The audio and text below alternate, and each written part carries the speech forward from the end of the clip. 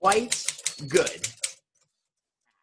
Stopping evil plots. Hello, everyone. I'm Dr. Sparks, and this is Typewriter Stories. Let's get right to it. I know a place that's really cool. It's up higher than any school. Grab a jetpack and some fuel, 'cause we're going up high, high in the sky. Come on up for a ride with your good friends at your side. Imagination is your guide, 'cause it's Dr. Sparks' Science Story Typewriting Time. Hello, everyone, and welcome. I am Dr. Sparks, and this is Typewriter Stories. Each week, I have help from people that call in. And today, I've got Dylan and Riley who are helping me to create stories. I'm also joined today by Cecilia Olivera-Hillway, who is illustrating these stories on the fly. And right now, we are in the midst of a truly crazy, sprawling story that takes place in the mythical town inhabited by grass called Coombadoom town, which is a very strange place. Now, Riley and Dylan came to me with this city, this wonderful city filled with blades of grass, and a superhero that lives there. But this superhero is very special. Not only is he a baby penguin, but he's always terrorizing the blades of grass in the town of Coombadoom. It's a hard word to say, but I love it for that reason. So let me read you the story that we have so far, and then Riley and Dylan, I think we're going to try to find a way to end this story in a sentence or two, and then we'll move on to our next story. You guys ready? So here's the story as it stands right now. Think about how we're going to end it, and also think about a title for the story as well. In the city of Coombadoom lived Cheddar Cheese, Baby Penguin, and nobody. Secretly, Baby Penguin was a superhero and was always tormenting the blades of grass that lived in the town of Coombadoom. He would ride his ferocious lawnmower, and the lawnmower could fly, and it was painted like a dragon. The blades were painted red on his dragon-flavored lawnmower, and it flew through the air around Coomba Town on wings that were also painted red and made out of cardboard. Now once, and only once, did the blades of grass manage to triumph over the supervillain, Baby Penguin. And the way that it happened was like this. There was Cheddar Cheese and nobody, and together they decided that they had had enough of Baby Penguin always being the one who won all of these battles. And so together, the two of them, they leapt out of the sky. Nobody stood on the shoulders of Cheddar Cheese and flew up to the top of the lawnmower. For you see, nobody can make it past a lawnmower. They're much too dangerous to fly through, but nobody was able to do it. Nobody got to the top, and the two of them wrestled, and nobody could have beat Baby Penguin. Nobody could have thrown him off that lawnmower, but nobody was able to. So he threw him off of the lawnmower, and Baby Penguin said, "Rah!"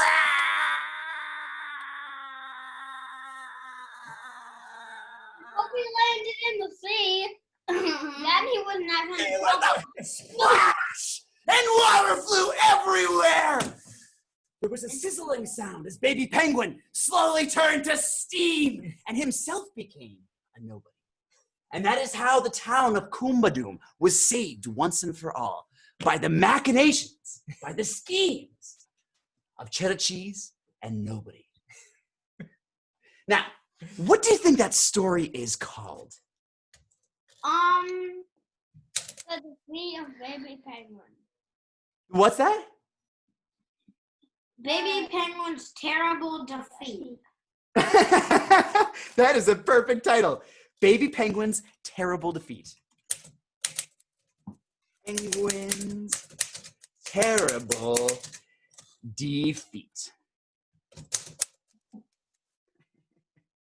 All right, let's look at the illustration that Cecilia came up with to go with this story. Cecilia, what are you drawing here? This is amazing. Perfect. So I'm making the blades of grass a little highlighting them because they're so tiny here that you can't see them. So I'm gonna have them there, and with the whisper, whisper, whisper, and that's Cheddar and Baby Penguin on his dragon lawnmower. Perfect. Shadow's amazing. And just for fun, this is the grass characters that Riley and Dylan. These are the inhabitants of Coombadoom town. You guys already made them. That's why Cecilia was drawing them with eyeballs. This is really your city. What a strange and wonderful place Coombadoom town is. Coombadoom town is. Shadow really looks. It's okay. He's gonna ask you for that next time. Okay, now each week we pick a word of the day that goes along with the stories that week.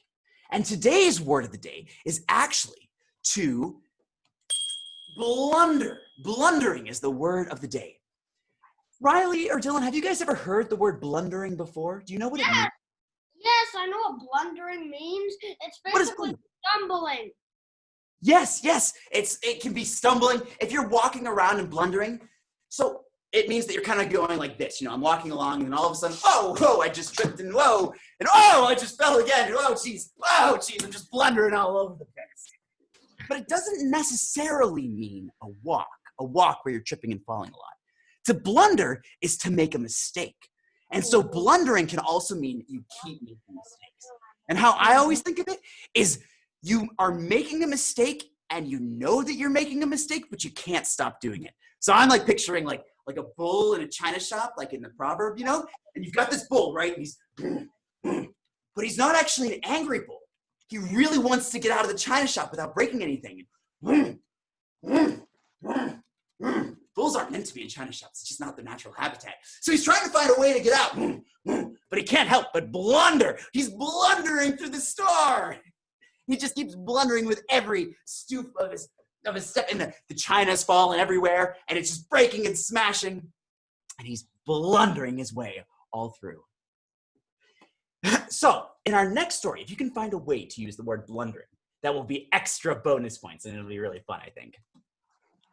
For those of you who are watching at home right now, if you're watching on YouTube or Facebook, I actually have a riddle for you if you're watching. If you can answer this and leave your answer in the comments, and Riley and Dylan, if you come up with the answer, don't say it now. You can say it at the end. But I want to give everybody that's watching at home a chance to answer this. But here is my riddle for you. I live where there are no bugs, and it's always very dry. I promise you won't like my hugs. I'm a very prickly guy. If you can answer what that riddle is, something very funny is going to happen to me in the studio right here. Now, Riley and Dylan, enough chit chat. Let's get back to stories. What's our next story? Is it going to take place once again in the town of Coombadoom? Yeah. It doesn't have to take place in Coombadoom town. It could take place anywhere in Coombadoom land. In Coombadoom land? Okay, let's go somewhere else in Coombadoom land. Okay, let's go where Baby Penguin lives in Coombadoom City. Okay, so the Big King lives in the heart of Coombadoom City, right? In the heart of the Coombadoom town. He's in a mansion in the heart of Coombadoom City. And let's do it where Baby Penguin defeats Grass this time. Yeah. The other way around now. So there's the part 2. Baby Penguin gets his vengeance. Oh, no, Baby Penguin's revenge. Baby Penguin's Revenge. Let's title it before we even start. And you know what's interesting about this typewriter? It can actually type in red, too. So whenever I type the word revenge, I'm going to make it all in red ink. Ready? Okay. Baby Penguin's Revenge. Now, as you can imagine, Baby Penguin did not like being turned to steam by the heroes of our last story. So he decided to spring a plan on the inhabitants. And it's hard word to spell, inhabitants. I think I added an extra T. The inhabitants of Coombadoom town. Coombadoom town. and Grass is gonna blunder around because Baby Penguin's like, So, what do you think happens here? there's a marriage. Okay, tell him. Wait, what were we? Take your hand out. Wait, actually, while you guys are thinking about that, somebody just answered the riddle. Oh, we've got actually 2 people, I think. We've got a series of letters and numbers. It looks like a hex code, DJS, who answered that the answer to the riddle is a cactus. And Adam also said cactus. Riley and Dylan, do you think that's the correct answer to the riddle? Yes. It's a cactus? Oh, well, then something's going to happen. What's going to happen? I don't know. Ah! Bananas! Adam, XOXDJSXOX. Great job. You guys are excellent riddle masters. And with that, let's get back to the town of Coombadoom Town. What's Baby Penguin's vengeance going to look like? What's his great plan? Is his trap he's going to spring? Plan Also, is I'm sure, was that gullible. What's that? His plan is to be gullible. He's going to be gullible? He lured Grass into his mansion and said, "Look, there's another big mansion over there." And there was a blackout in it, and Grass is like, "Ooh." And he goes inside, and Baby Penguin locks him in. He's like, "I'm in prison." And he blunders around in the dark. This is a great story. All right, let me catch up because you're way ahead of me right now. So we've got, right now, Baby Penguin is going to be taking, he's going to make sure that the others are gullible, which is a great word that maybe not everybody watching knows. Can you tell us what gullible actually means?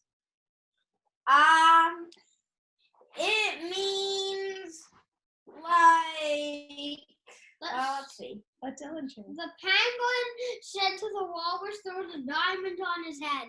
Yeah, and it wasn't true. He would be gullible. Yes, you're absolutely right. So if somebody says something, if you're very easily tricked, if other people can lie to you and you believe them, then you are gullible. So Baby Penguin is taking advantage of the fact that everybody knows blades of grass are quite gullible, seeing as how they don't actually have brains because they're actually just small photosynthetic beings in a lawn, right? That just eat grass or eat sunlight, you know. So he forgets. Yeah. Okay. So the penguin lured the gullible, great word, animals, lured the gullible grass to a mansion on the hill. And it was all dark inside. Dark inside the mansion. But the penguin pulled the blades of grass. That was just because the electricity had been shot. Electricity had been shut off. Okay, so now I'd like to check in with Cecilia and see what she's up to now. Because this is a pretty interesting story, and I like where this is going a lot. Oh my gosh, guys! Is that a vengeful penguin or what? Look how angry he is! He's angry and a baby! Baby angry penguin. Baby penguins, Robin! That's perfect! It's a word bubble that's saying, "I'll get you this time, grass." Because that penguin, he's gonna get the, oh, yes, yes. Okay, what does Baby Penguin sound like? Can you give me an evil villain's voice? Maybe an evil villain's laugh? To be precise, he's a macaroni penguin. Yeah. Oh, macaroni penguin. That's, I'll get grass this time. Ha ha ha ha. you bested me for the last.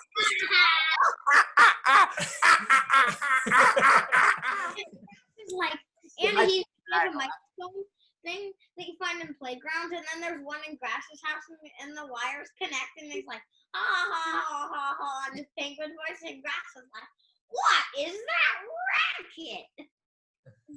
This is perfect. Okay, so Baby Penguin springs his wallet, is what you're describing right here.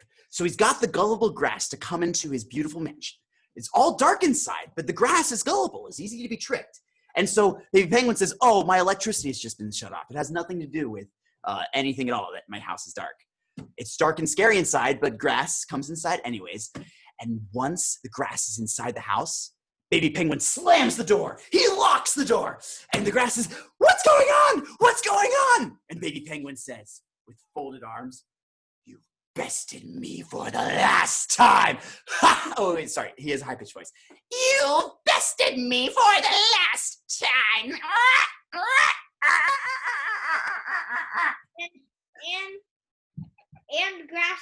And Baby Penguin was like, "You're trapped, Grass, and now I'm better than you."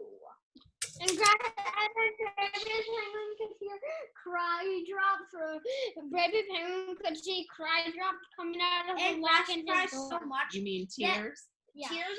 Grass floods the mansion. It was all dark with tears.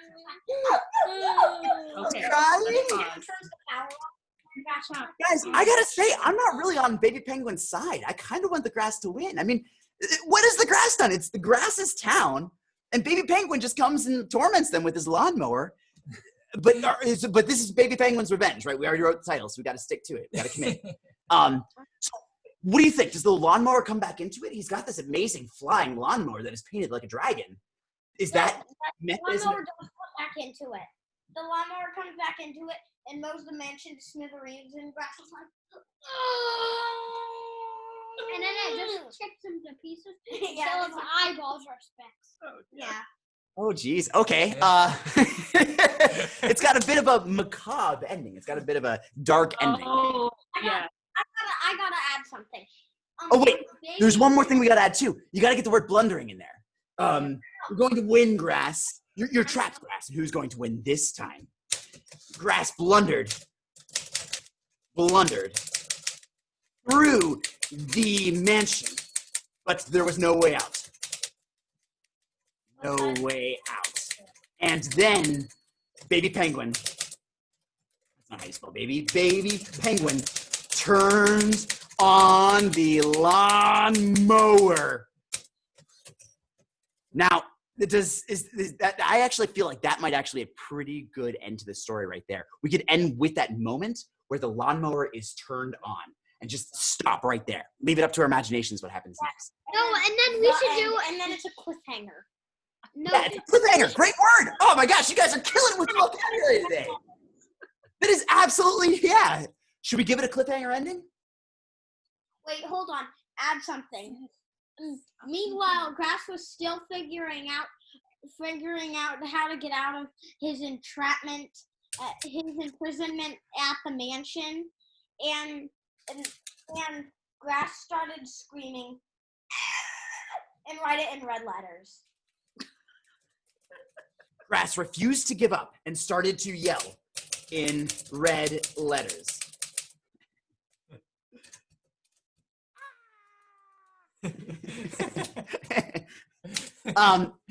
Okay, what do you think? Does the grass get out of this? Can we leave it a cliffhanger, or does the grass get cut? We can leave it a cliffhanger. Yeah, let's do it. Leave it a cliffhanger. Okay, so should we just end it right there, or do you think it needs one more line, maybe? No, end it right there. Okay, Grass refused to give up and started to yell in red letters. Ah! The end. Okay, so let me read you the whole story one more time, although we already have the title, so I think that's just fine. Baby Penguin's Revenge. And let's look at Cecilia's drawing one more time, because it is just, I can see, it is just, look at that! Look at the lawnmower. Then the mountain behind it, you see the mountain behind it? It's called Mount Rifle. Baby Penguin made a mound out of dirt and put a rifle gun inside, and the trigger has a piece of string connected to it, and whenever Grass feels an earthquake, he's like, "Oh no, it's gonna erupt," and a bullet whizzes past his ears. I gotta say, okay, I love this idea of a mountain that is a gun. Like the mountain is a gun. Let's do that for our next story. So this story I think is done, right? So we've got Baby Penguin's Revenge. As you can imagine, Baby Penguin did not like being turned to steam by the heroes in the last story, so he tricks the grass into coming into his house, which works because grass is gullible because it doesn't have a brain. And he manages to trap it and turn his lawnmower on, and the story ends on a cliffhanger. So now let's move to our next story. Although before we do that, I just want to tell you that I'm going to be mailing all of these stories to you, actually. So what I've got here is a little number stamper, and I'm going to stamp your stories with the numbers in the order that I wrote them. 1947, 1948, and I've got a pretty sweet envelope with a Hot Wheels stamp on it. And I'm going to put both of your stories that we have so far into the envelope. And then I will put it into my mailbox and put a flag up to make sure that the postman knows to come and pick up the mail. But we've still got time for just one more story.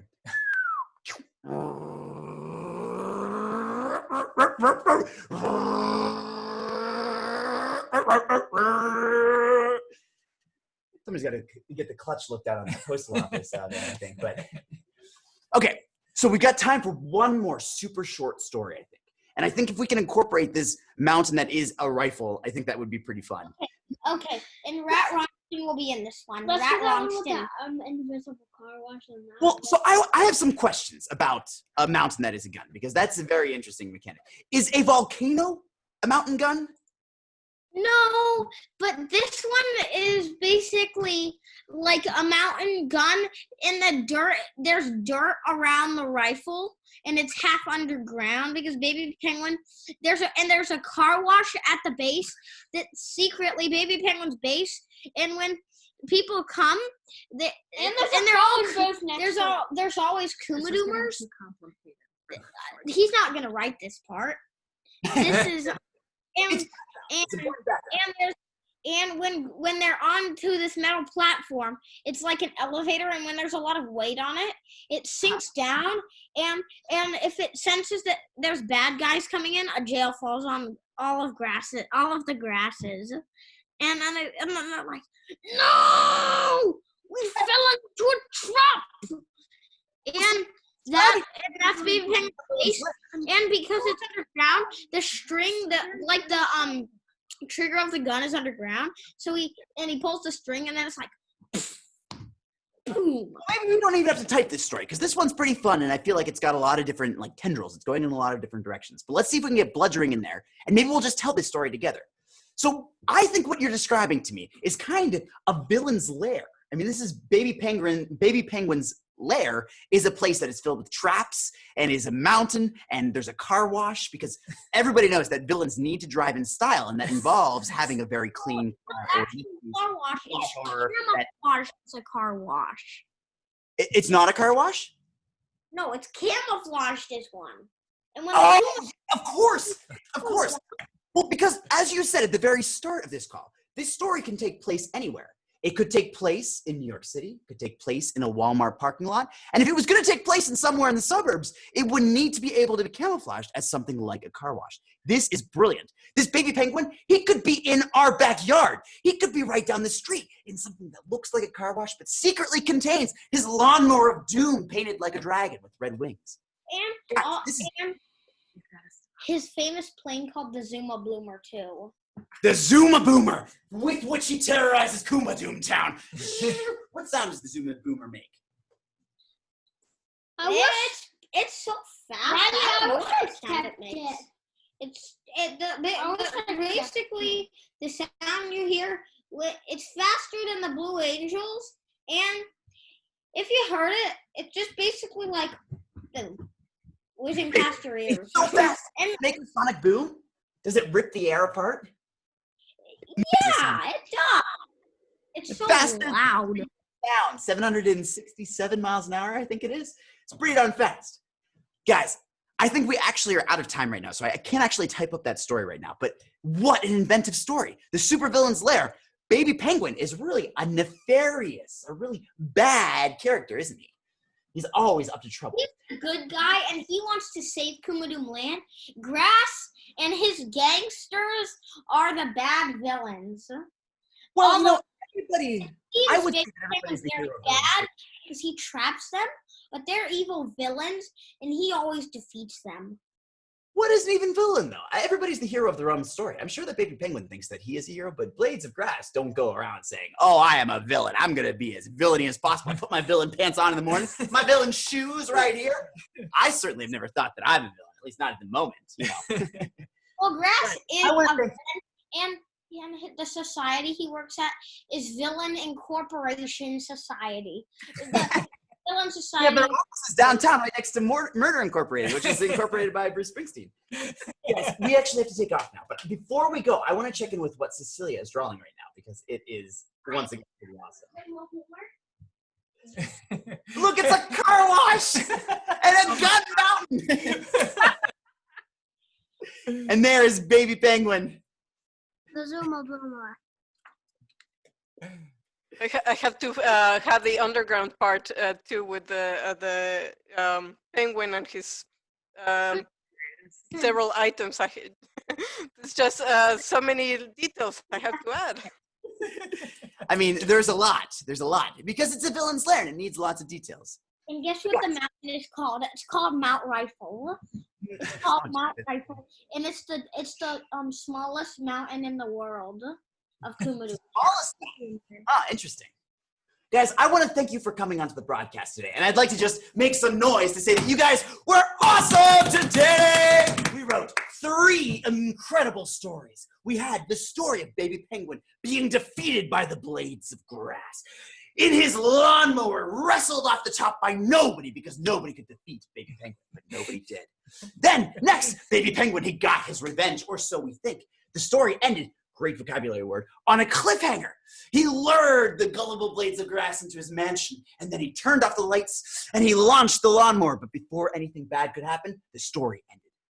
And then, at last, we were getting a glimpse into the specifics of Baby Penguin's villain hideout. But before we could find out all of the details, and it's a good thing we didn't, because you don't want to give away all the details of your secret villain lair, unless somebody copies you or something else just bad happens. Or villains, you know, people are going to figure it out.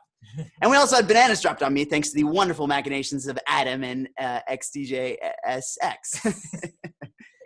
This is the Typewriter Stories. I am Dr. Sparks. Cecilia Olivera-Hillway is our magnificent, incredibly talented, brilliant illustrator.